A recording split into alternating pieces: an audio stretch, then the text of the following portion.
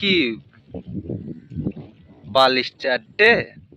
কারা যেন খারাপ তৃণমূল থেকে বেরিয়ে এসে ভালো তৃণমূল বানিয়েছে। কি যেন নাম, ওই চাটা না কি? যাই হোক, ইতিমধ্যে আমরা দেখতে পেয়েছিলাম যে মমতা ব্যানার্জির চোখে চোখ রেখে একরকম তিনি চ্যালেঞ্জ করেছিল।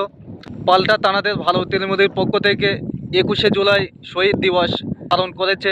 ইতিমধ্যে মমতা ব্যানার্জিকে একরকম চ্যালেঞ্জ করেছিল যে জনতা আমাদের সাথে আছে, খারাপ তৃণমূলী জনতা নেই, এটা বোঝানোর চেষ্টা করেছিল, বড় মঞ্চ বানিয়েছিল।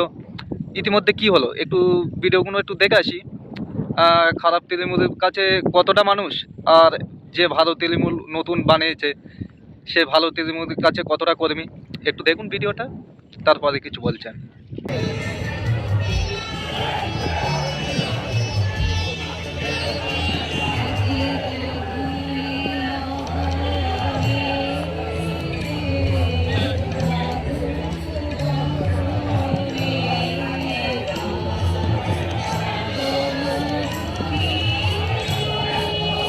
শেষ পর্যন্ত দেখতে পেলাম ভালো তৃণমূলের দলে তো দেখছি শুধু চেয়ারই পড়ে আছে, মানুষ নেই।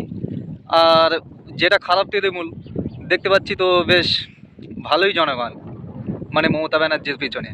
আর আপনারা যেটা ভালো তৃণমূল বানিয়েছেন সে লোক কোথায়?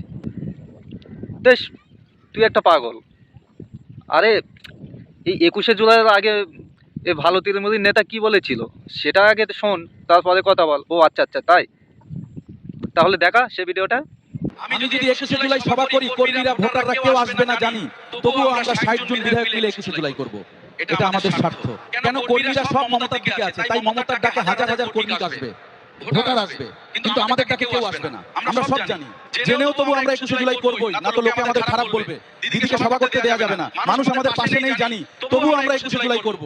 তাই তো, এ ভালো তৃণমূলের নেতা তিনি তো আগেই বলেছিল যে মানে আমাদের সবাই কোনো লোক হবে না, যত জনগণ সব মমতা ব্যানার্জির পিছনে।